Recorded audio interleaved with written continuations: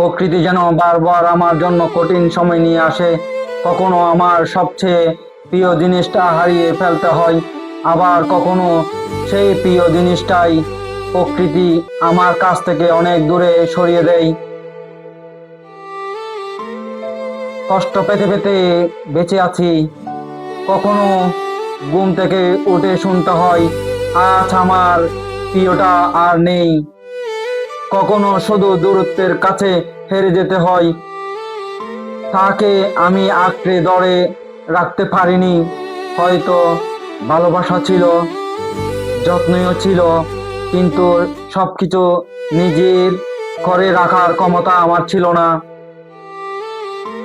কিছু মানুষ, কিছু ভালোবাসা আর কিছু প্রিয় জিনিস জীবনে আসে শুধু আমাদের হৃদয়ে গভীর একটা দাগ রেখে চলে যাওয়ার জন্য। আর আমরা বেঁচে থাকি তাদের স্মৃতি আঁকড়ে ধরে, কষ্ট পেতে পেতে।